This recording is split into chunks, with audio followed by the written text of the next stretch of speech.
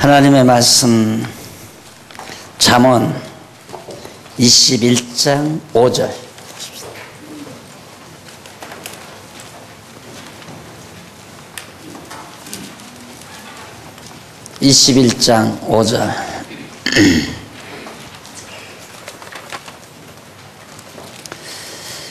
부지런한 자의 경영은 풍부함에 이를 것이나 조급한 자는 궁핍함에 이를 따름이니라. 한 절 봉독했습니다. 교재는 4310페이지 21장 5절로부터 19절, 다윗 왕가를 이탈할 악한 자의 행위의 결국에 대해서 가르치는 내용입니다. 아시다시피 솔로몬 말기에 나라가 갈라져서 다윗 왕가를 이탈하는 북왕조, 북이스라엘 왕조의 결국에 대한 그 내용을 솔로몬이 아들 르호보암에게 가르쳐주는 내용입니다. 그래서 지금 우리는 여호와를 경외할 것을 훈계하는 내용 중에서 지금 이 부분을 공부하는 거거든요. 결국 여호와를 경외한다면 다윗 왕가를 안 떠나죠. 여호와 경외하지 않기 때문에 다윗 왕가를 떠나는 거고요. 그래서 낮에도 말씀드렸지만 인간의 욕망과 하나님의 뜻과는 언제나 배치되잖아요. 예수님도 달랐거든요. 그래서 예수님도 기도 마지막에서 내 뜻대로 마옵시고 아버지 뜻대로 하시옵소서라고 기도를 하죠. 언제나 우리가 세상 살아가는 동안에는 두 개의 뜻이 항상 대립되어 있습니다. 결국 인간의 뜻과 하나님의 뜻, 이 뜻이 늘 이렇게 충돌을 일으키는 것이 우리들의 삶의 현장인데, 여로보암은 순전히 자기의 영달과 자기의 인기 그리고 자기의 욕망, 이것을 이루기 위해서 나라를 갈라가지고 북에 가서 나라를 다시 세우게 됩니다. 그러나 남쪽 유다 다윗 왕가는 하나님께서 이미 보장된 왕가죠. 그 왕가는 꺼져가는 등불 같지만 아주 끄지 아니하시고, 꺾어진 갈대 같지만은 그 갈대마저 꺾지 아니하신다.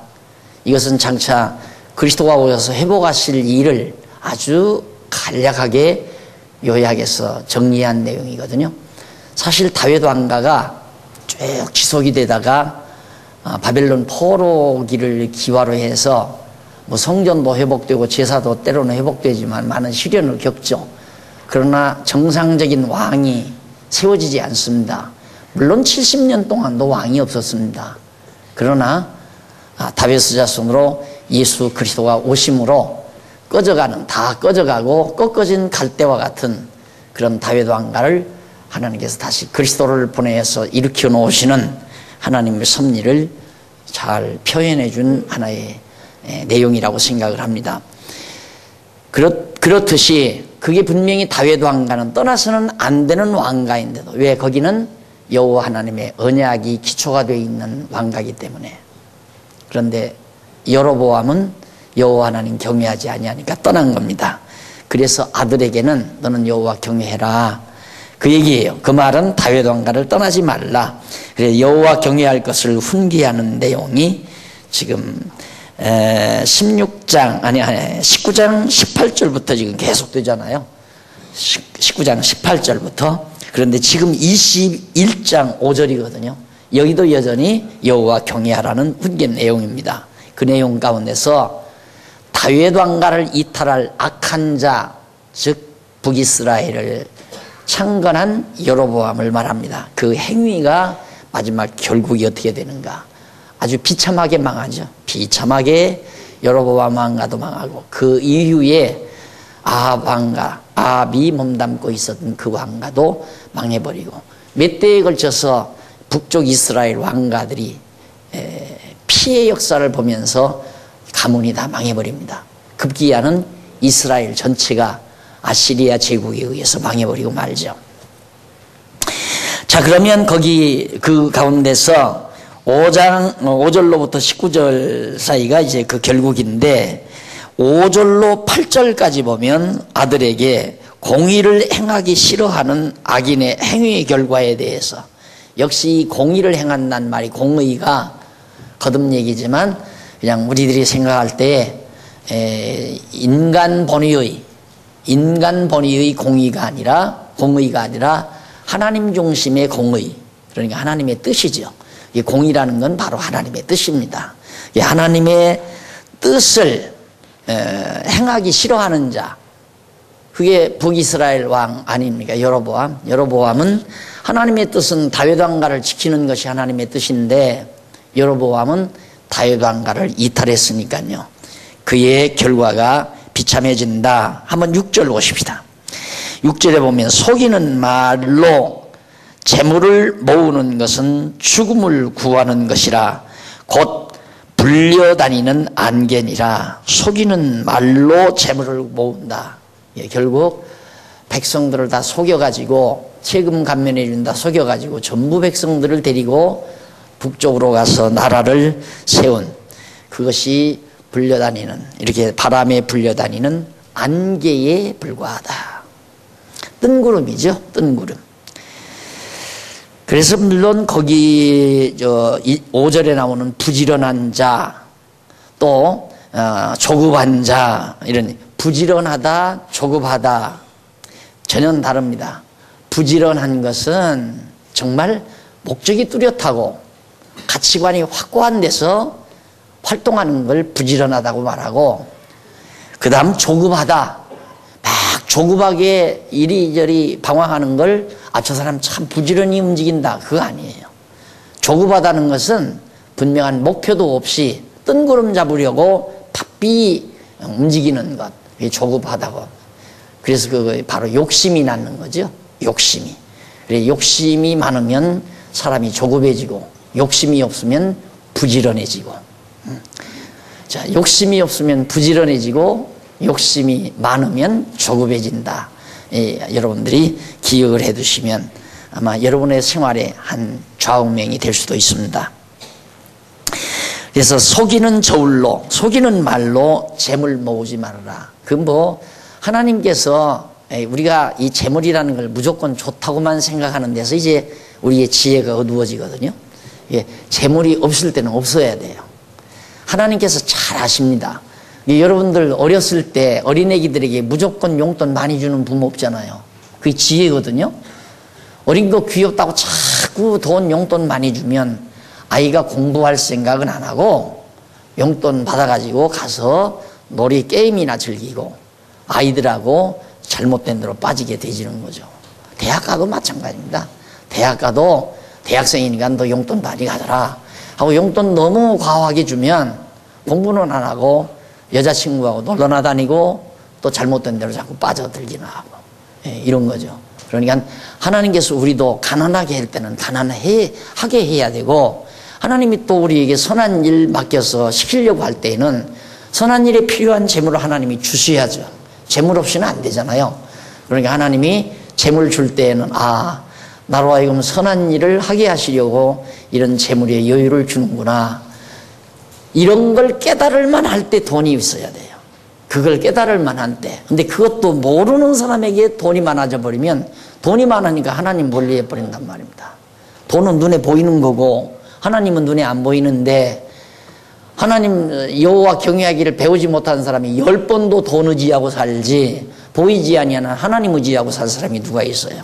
그러니까 돈도 적당한 때 하나님께서 나로 하여금 깨달아 알게 했을 때 돈을 주셔야지, 깨닫지도 못한 상태에서 돈이 많아져 버리면 그냥 돈에 종이 되고 돈 의지하고 그냥 세상을 살아가는 거죠. 불행이죠, 그런 것들은. 그러니까 자꾸 무조건 돈이 좋은 게 아니라 좋을 때가, 꼭 필요한 때가 돈이 좋은 거죠. 그러니까 속이는 말로 속여서 억지로 욕심 부려가지고 타막 부려가지고 돈 모으려고 하는 건 참 미련하고 어리석은 겁니다. 정말로. 그런다고 해서 돈이 모아지는 거 아니거든요. 그러니까 거듭 얘기지만 돈을 무조건 많이 준다고 해서 절대 좋은 거 아니다. 탕자는 돈 많이 주니까 나가버렸잖아요. 아버지가 돈 하나도 안 줬으면 안 나갔죠. 못 나가죠. 안 나가는 게 아니라 못 나가죠. 벌써 돈을 상자에게 주는 것은 네가 나가서 한번 네 멋대로 살아보라고 하나님이 내 던져버리는 거죠. 아버지가 자식을 그래서 가서 경험하고 깨달으라고 하나님의 사랑이, 아버지의 사랑이 얼마나 큰가를 깨닫게 하려고. 자, 그 다음에 이제 7절에 보면 악인의 강포는 자기를 소멸하나니 이는 공의 행하기를 싫어함이니라. 여기 악인 여로보암이고 공의 행하기를 싫어한다. 하나님의 뜻대로 살아가기를 싫어하는 자. 그 다음 8절 죄를 크게 범한 자의 길은 심히 구부러지고 강포한 자의 길은 깨끗한 자의 길은 고드니라. 내가 참 그 그림을 잘 그려줘. 그런 거 보면 아주 잘 그려잖아요. 얼마나 구부러졌어 이게. 이 여로보암이고 이건 르호보암이고 솔로몬, 다윗. 구부러진다. 악인의 길은 구부러진다 이 말이죠. 그 다음 9절 다투는 여인과 함께 큰 집에서 사는 것보다 움막에서 혼자 사는 것이 나으니라. 이게 예를 든 거예요. 한 예를. 부부가 늘 싸우면서 한 집에 사는 건 진짜 그건 이 사람이 이 가장 최고의 형이 뭐냐면 최고의 형이 오래 죽게 만드는 게 최고의 형입니다. 오래 죽게 만드는 거. 그냥 당장 깜빡하는 동안에 죽는 건 그 사형에도 단계가 있어요. 그냥 잠깐에 죽게 만드는 게 그게 제일 그래도 낮은 사형법이고 죄가 많으면 오래 일주일이고 그러니까 십자가에 매달리면 거의 열흘 간다고 그러잖아요. 예수님은 다행스럽게 빨리 돌아가셨죠. 그 예외입니다. 그러니까 어떤 사람들은 예수님이 십자가에서 못 박혀 죽으신 게 그때 바로 죽네. 말이니까 여기다 못 박고 다리에 못 박았다고 해서 금방 죽는 게 아니잖아요.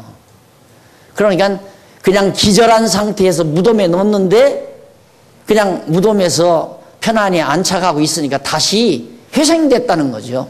부활, 회생됐다. 그리고 주장하는 학자들이 있어요. 그런 신학자들이. 그러니까 예수의 부활을 안 믿으려고 하는 사람들이죠. 그런데 사람이 죽으면 물과 피가 이렇게 나뉘어진답니다.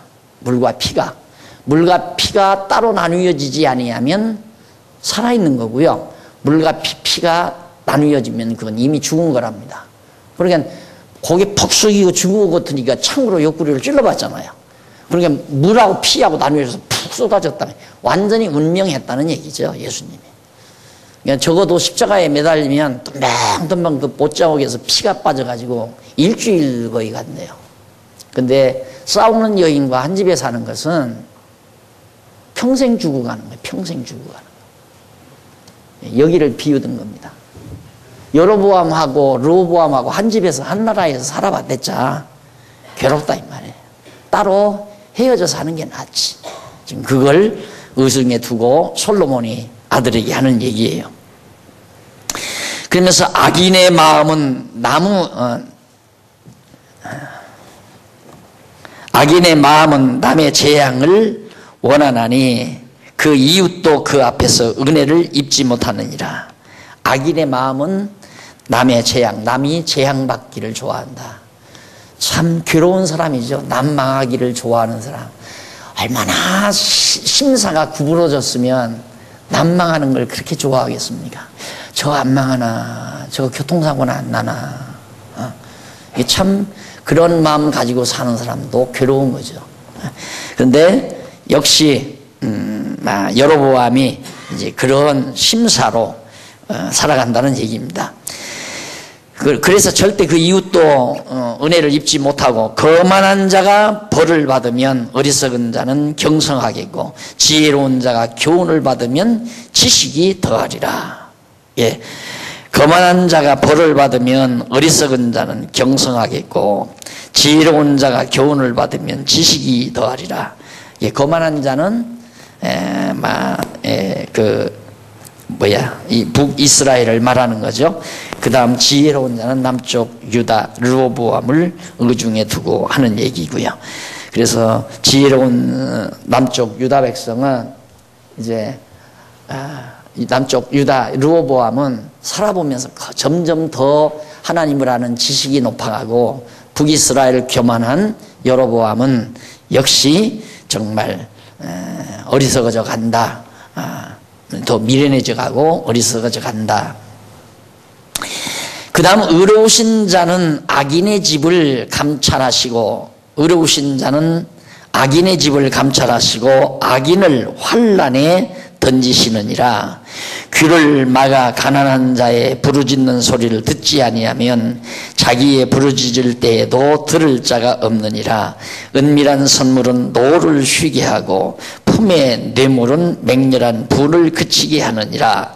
예, 은밀한 선물은 14절에 나오는 내용이죠. 한번 보십시다. 넘어가서 12페이지 4312페이지에 보면 위에서 네 번째 줄 중간 조금 앞에 보면, 여기서 가난한 자는 10지파 반을 다윗 왕을 이탈한 여로보암에게 빼앗기고 겨우 한 지파 반을 다스리게 될 르호보암을 가난하다고 말을 하고, 여로보암의 위협 앞에서 험악한 르호보암이 부르짖을 때에 그 사람이 절대 들어주지 않는다. 르호보암이 안 들어준다 그 말이거든요.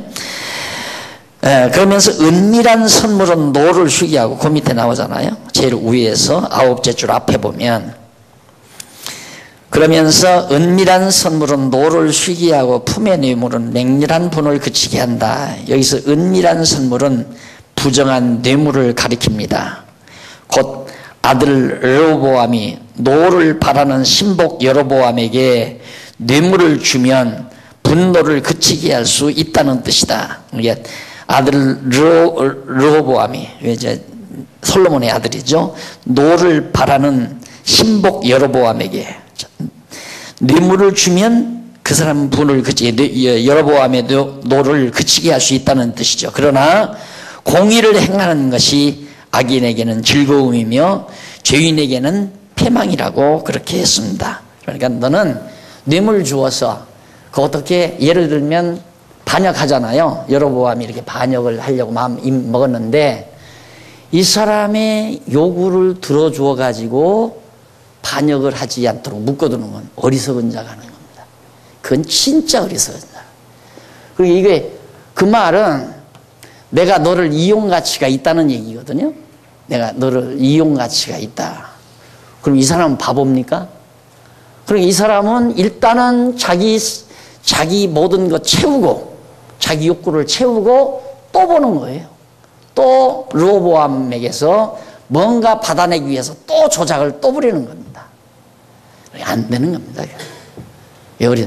내가 항상 그 어른들이, 내가 짭 가지고 이제 저 장안동서 개척하면서 이제 짭을 갖고 매일 출근하면서 일을 하는데 많은 나이 먹은 분들이 많이 와요. 나이 먹은 분들이 와서 왜 그러는지, 내 옆에만 내 책상에만 오면 떠나지를 않아요.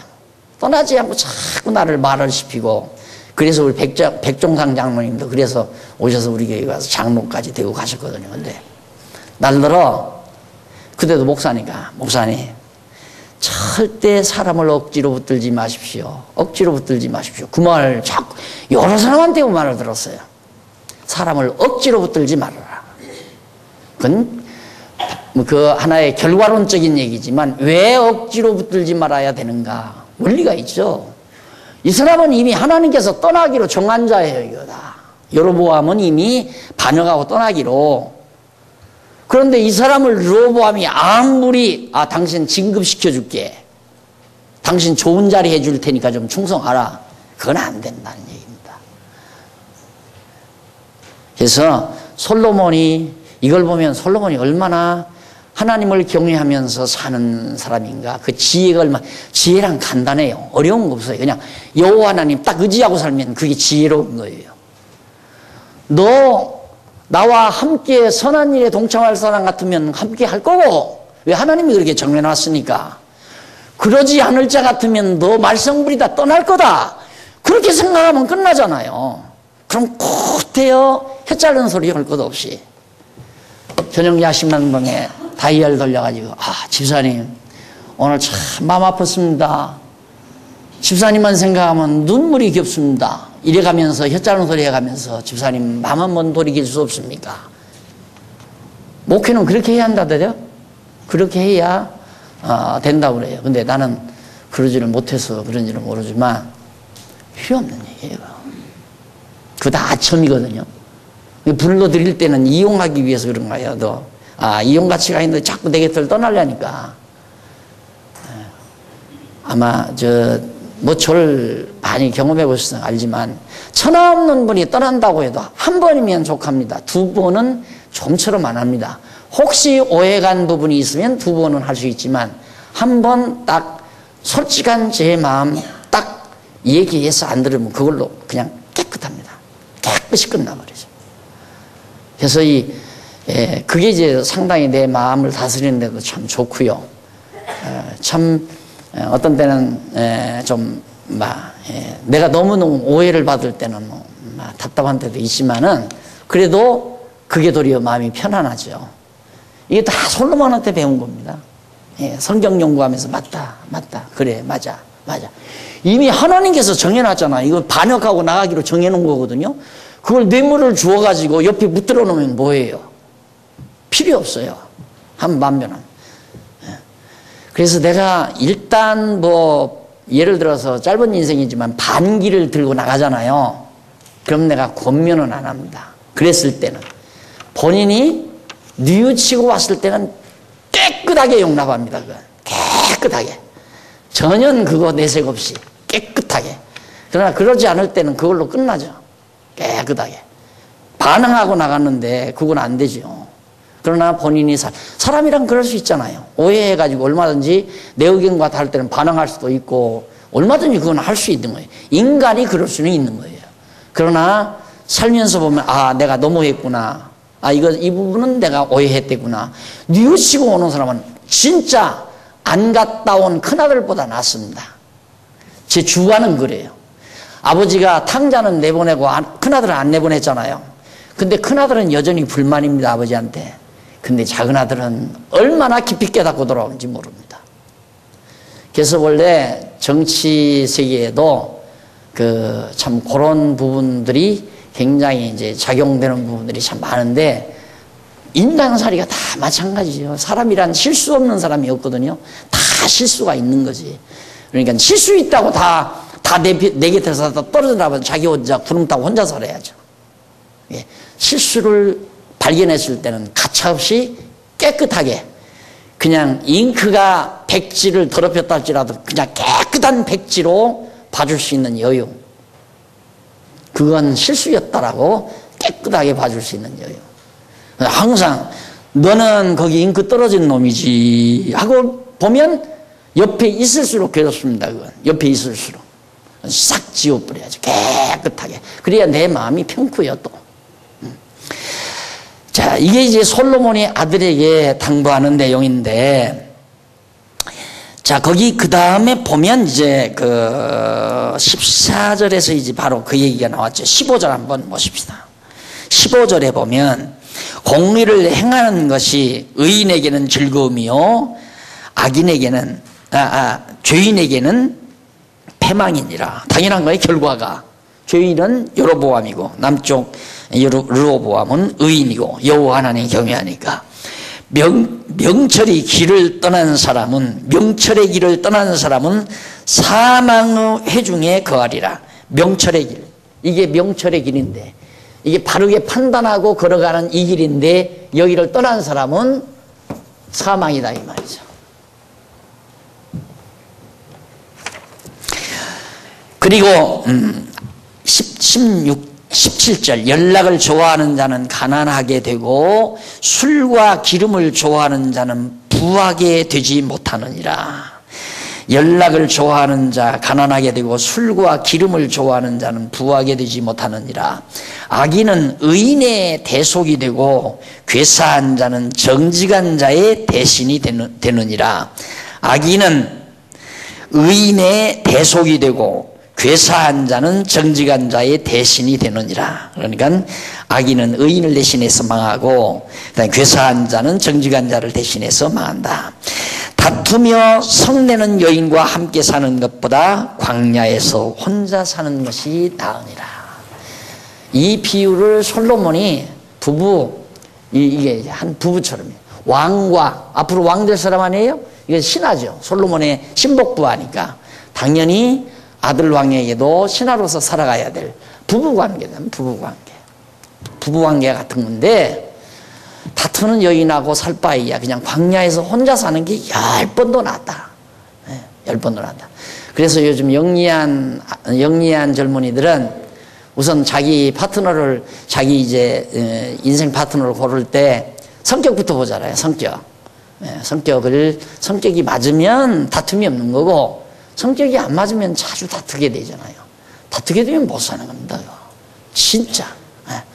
그래서 역시 솔로몬이 가장 예민한 이런 실례를 들어서 남쪽 왕과 북쪽 이스라엘을 견주어 말하고 있는 거죠. 자, 이게 바로 다윗 왕가를 떠나는 것이 명철의 길을 떠나는 길이고 바로 지혜의 길을 떠나는 길인데 우리는 마찬가지.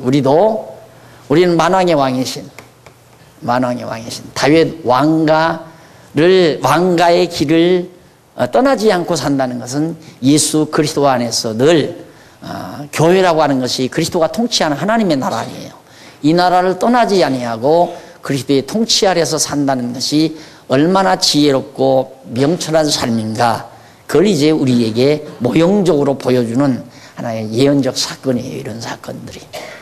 그리스도를 떠난 다윗 왕가를 떠난 자가 멸망해버리듯이 멸망한 그 나라가 망하고 그 왕가가 망하듯이 그리스도를 떠난 자는 영원한 멸망을 받게 되는 거죠. 그리스도의 왕가를 떠나는 자. 그냥 이론으로만 듣는다면 이론으로만 귀로만 들린다면 정말 감사가 엄청 삭감이 될 겁니다. 그러나 저기 이론으로 들어오지 아니하고 실제 양식으로 들으면 내가 예수를 믿고 그리스도 안에서 산다는 것이 얼마나 큰 은총이고 축복인가를 뼈저리게 느끼죠. 뼈저리게. 어쩌다가 예수를 믿고 살게 됐나. 어쩌다가 내가 그리스도 왕 아래서, 그리스도의 왕국 아래서 통치를 받고 살게 됐는가. 안정이 되잖아요. 우선 안정이. 여러분, 나라를 허둥지둥 다스리는 그런 통치자 밑에서 우리가 산다고 생각해 보십시오. 얼마나 불안한가. 정말 불안하죠. 그런데 정말 완벽한 만왕의 왕이신 그리스도의 통치 아래서 우리가 산다는 그 하나만으로도 우리의 마음의 안정이 되죠.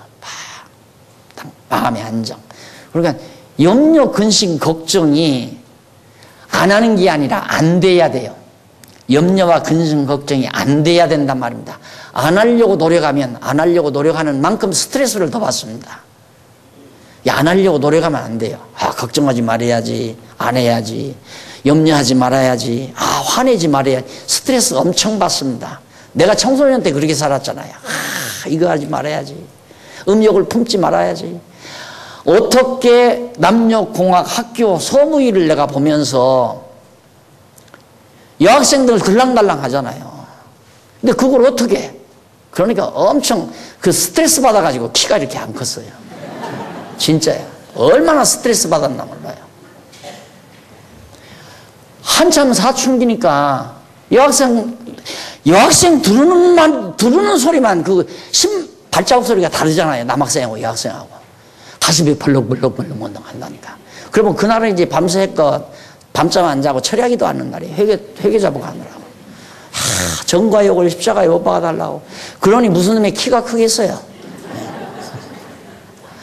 그러니까 억지로 안 됩니다. 억지로 막 근심하지 말아야지, 걱정하지, 그거 안 돼요. 진짜 하나님을 아는, 지금 이 도표만 보고도 난 어떻게 예수 믿고 살게 됐나, 그 감동이 그냥 와버려야 돼요. 어떻게 어쩌다가 우리에게 이 보화가 안겨졌는지 생각하면 생각할수록 감동스럽고 정말 하나님 앞에 너무너무 정말 충격적으로 감동스러운 거죠.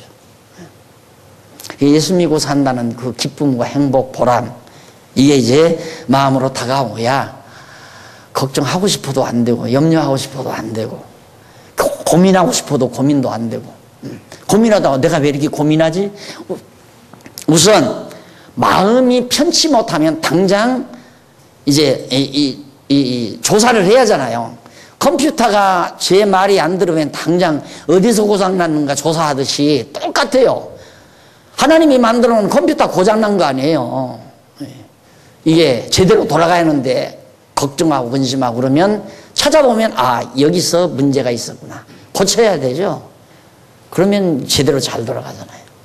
억지로 남 미워하지 말고 그저 너그러운 마음으로 근심 걱정하지 말고 살아야 되겠다. 그게 억지로 안 돼요. 자, 이제 너무 분명한데 다윗 왕가를 떠난 이들 이렇게 망했구나.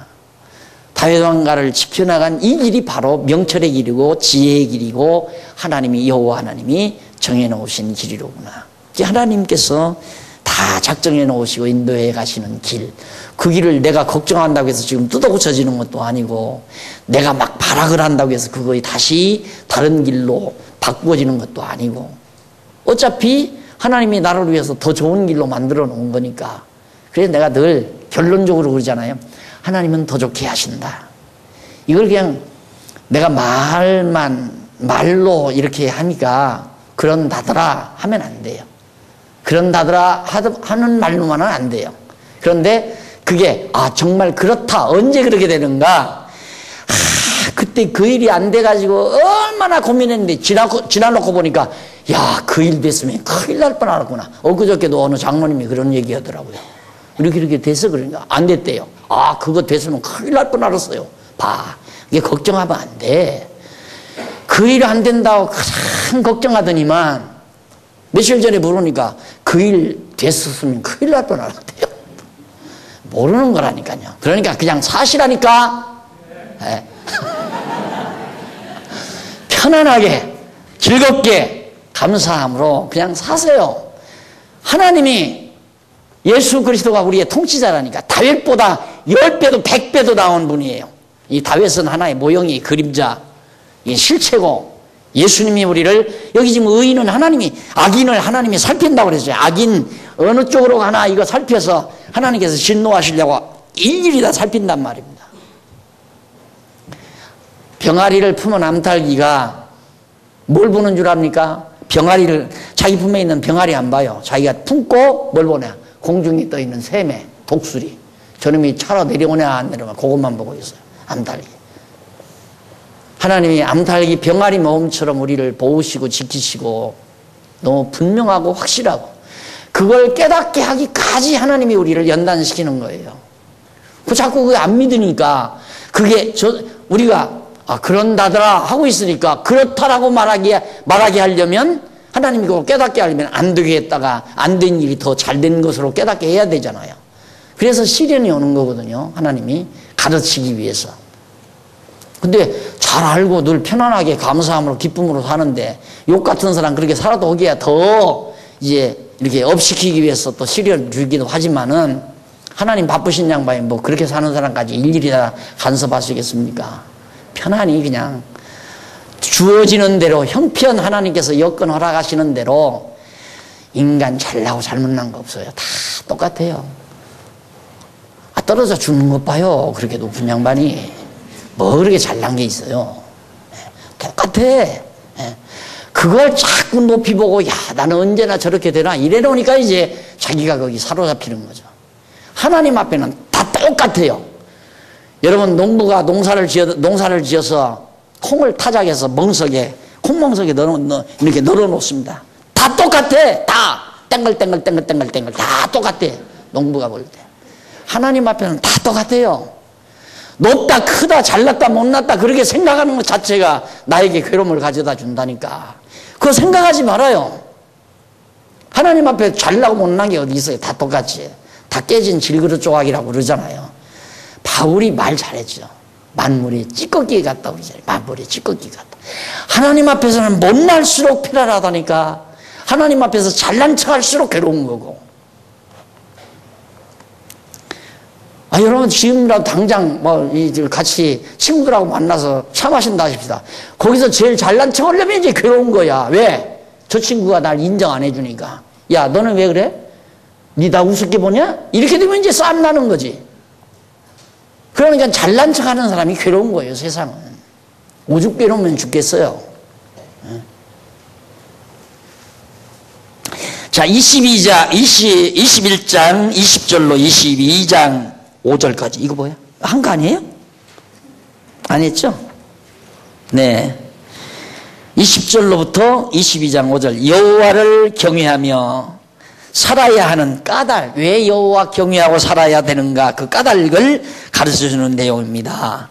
그 가운데서 20절로 23절은 아들에게 지혜 있는 자의 행위의 결과, 여호와 경외하는 자의 그 행위의 결과가 어떻게 되는가? 그것이 20절로 23절까지 한번 읽어보십시다. 지혜 있는 자의 집에는 귀한 보배와 기름이 있으나 미련한 자는 이것을 다 삼켜버리느니라. 의와 인자를 따라 구하는 자는 생명과 의와 영광을 얻느니라. 지혜로운 자는 용사의 성에 올라가서 그 성을 견고히 의뢰하는 것을 파하느니라.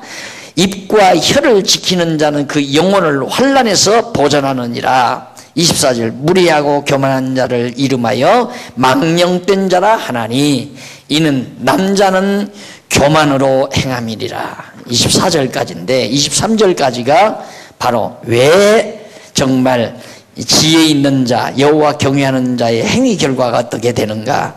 성도, 아무리 큰 성도 다 패버리고 승리한다 이거. 결국 지혜 있는 자가 최종적으로 승리한다.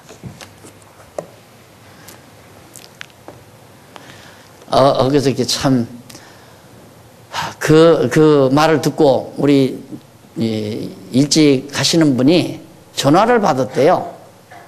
전화를 받았는데 어느 목사님한테서 전화가 왔대요. 그 목사님이 누구냐면 내가 장안동서 개척할 때 이제 풋내기 목사, 교인 그저 한 40-50명 데리고 목회를 하는데 이단이라고 몰아붙여가지고 그때 목사 걷어치려고 했을 때 그 목사가 나를 찾는다는, 나하고 전화통화 한번 하고 싶다고 하는 그런 전화가 왔대요. 아마 비서를 시켜서 보냈는가 봐요. 그래서 보고 싶으면 오면 되지 뭘 그렇게 날들어 전화해달라고 그러거든요. 그래서 내가 꼭 필요하면 찾아오겠지 하고 여지껏 전화 안 했어요. 교만해서 그러는 게 아닙니다. 교만해서 그러는 게 아니라 속성을 아니까 또 날 이용해 먹으려고 그러는구나. 뭐로 쫓아가서 또 이용당해요. 안 그래요? 네. 세상 참 묘하다 하는 생각을 많이 했습니다. 이 하루 이틀 사이에. 언제는 날 이단이라고 그러더니만 왜 뭐하러 나를 찾아요? 그때부터 지금까지 곤욕을 당했습니다. 그런데 알고 보면 그게 너무너무 나에게 좋은 것들이었어요. 박용기 이단이라고 안 했으면 한국교회에서 박용기 누군지를 어떻게 합니까? 그런데 권력자들은 소위 이제 교계 기득권자들은 날 이단이라고 그러는데 일반 대중 목사님들은 한국교회 대단한 목사라고 그렇게 알고 있대요. 통합측에서도. 그래서 내가 언제 나는 명함1장 돌린 적도 없는데 하도 이단이라고 그러니까 사람들이 다 알아본 거예요. 박용기라는 놈이 어떤 놈인데 그렇게 이단이냐 하고 글도 나오면 박용기 글이라면 읽어보고 인터넷에 들어가서 또 박용기 내용도 읽어보고 그래가지고 그렇게 다 안 거예요. 그래서 참 하나님께서 이름 내기 하는 방법도 여러 가지다 생각을 하죠. 그러니까 보세요. 그 당시 이단 몰릴 때에는 이런 일이 없었으면 했지만 지나놓고 보니까 이단 시비가 걸렸으니까 내가 지금 책을 한 30권 냈지 이단 시비 안 걸렸으면 책 한 권도 안 쓴 사람이에요. 내가 얼마나 활동적인 사람인데요. 그러니까 농촌 운동을 했잖아요. 말씀도 운동하잖아요. 그 활동력이 있는 그런 게. 지금도 저 밖에 나가서 뭐 막 흑판하려고 뭐 이런 거 풀 뽑고 이런 거에 더 재밌다니까. 책상 앞에서 이거 하는 것보다. 그런데 책 쓰겠어요? 근데 워낙 진리에 대한 열정 때문에 쓰다가 말이에요. 이단심이 걸려가지고 쓴 거란 말입니다. 그래서 정말 그 당시에는 나쁜 거지만은 지나고 보면 너무너무 다 좋은 것이었다. 그래서 믿는 거죠. 내 생애, 짧은 생애에서도 그게 한두 가지가 아니에요. 안 된 것이 다 잘 된 거예요. 내가 언젠가도 그랬잖아요. 내 소원대로 만약에 10대 소년이 꿈꿨던 대로 그림 그리는 사람 됐으면 꼴 좋죠. 제 성격상 그림 그려서 뭐 상업미술 할 것도 아니고 돈 없으니까 어디 산모락이나 어디 무인도 같은 데나 그냥 헐찍한 데 가서 토막나무 지어놓고 거기다 이제 작업실 만들어 놓고 제 나름대로 작품 작업한다고 거기 가서 빵떡모자 쓰고 톱수르기 해가지고 그러고 살 거예요. 아마 라면 끓여 먹으면서 내 꿈대로 했으면 내 그렇게 살 거 아닙니까? 그런데 하나님의 계획은 다른 데 있었다 하는 얘기죠. 이런 얘기하면 그야 목사님 처지지 내 처지는 달라요. 그러면 나도 할 말이 없지. 처지는 다 똑같다니까. 다 똑같아요. 여러분들도 지금 과거를 생각을 해보세요. 지금 정말 하나님 앞에서 만족하고 기쁨으로 산다면 과거 지난 날들이 전부 긍정적으로 해석이 돼요. 야, 그때 정말 내가 대학 떨어지기 잘했지. 그때 직장 떨어지기 잘했지. 야, 그때 정말 사업 망하기 잘했지. 안 망했으면 내가 지금 어떻게 될 건가.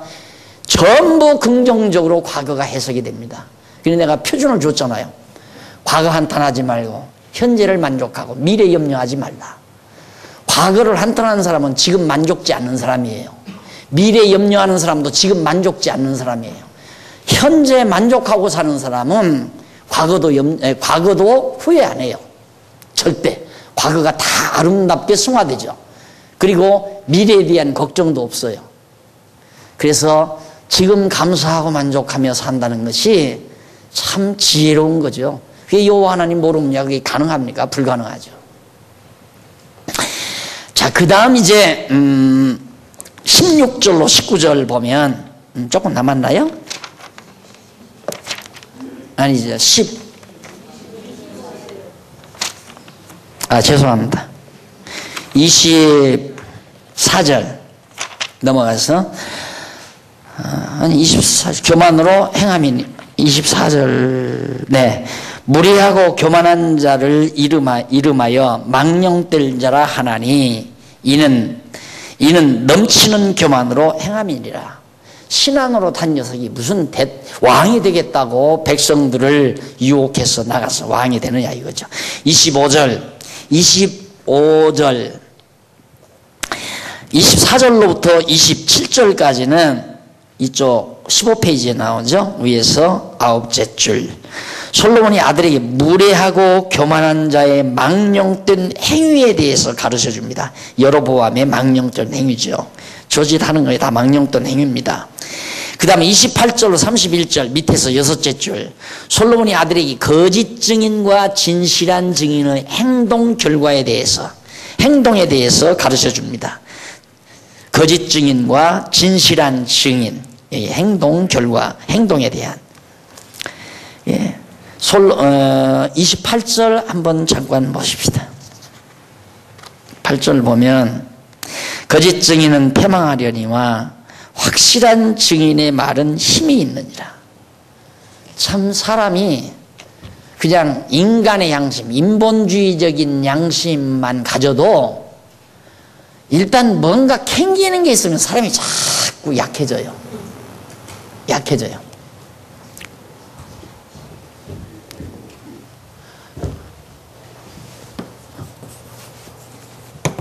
이 기, 결국은 우리 인간의 육신의 생명 기에 있는 거거든요. 생기, 생명의 기운이란 말입니다. 근데 기가 꺾인단 말입니다. 자기 양심에 뭔가 어두운 부분이 있다면 기가 꺾여져 버려요. 기가 꺾인다는 말은 생기가 약화된다는 얘기예요. 그래서 여러분 건강한 아이가 자꾸 밥을 안 먹고 약해 들어가면 그 아이는 부모에게 속이는 거 있든가 안 그러면 부모 모르는 비밀을 간직하고 있는 겁니다. 그러면 이제 아기가 점점 밥맛을 잃고 병들어가는 거예요. 어른도 마찬가지예요. 이게 정말 이 기가 솟는다는 말은 당당해야 되거든요. 당당해. 예, 하나님 여호와 의지하고 하나님의 뜻을 따라 살아가는데 두려울 게 없잖아요. 당당한 데서 기가 솟는 거죠. 생기가. 생기가 솟으니까 또 당당한 거고요. 그래서 기가 꺾이는 것은 자기가 뭔가 그 사람에게 잘못한 것이 있다거나 그 사람으로 하여금 뭔가 볼모 잡히는 일이 있다거나 이러면 이제 기가 너 이 말만 해도 꼼짝 못 하잖아요. 언니가 동생 앞에 꼼짝 못 할 때에는 언니가 동생 많이 아는 비밀을 하나 가지고 있습니다. 그럴 때는 꼼짝 못 해요. 언니라도 동생한테 꼼짝. 언니? 진짜야? 그래도 아니야. 기가 꺾이는 거거든요. 인생 그렇게 되면 안 되죠. 당당해야지. 그래서 정말 여기 하나님의 뜻을 따라 하나님의 정하신 뜻을 따라 정말 하나님이 나를 지키시고 다스리신다는 그 배경 자체가 우리를 생기가 돌게 만드는 두려움도 사라져버리고 근심도 사라져버리고 염려도 사라져버리고 염려에도 기가 꺾이잖아요. 근심도 기가 꺾이고 만사가 다 이 근심 걱정 기를 약화시키는 것보다 소망, 희망 이런 것들이 다 기를 돋구는 거예요.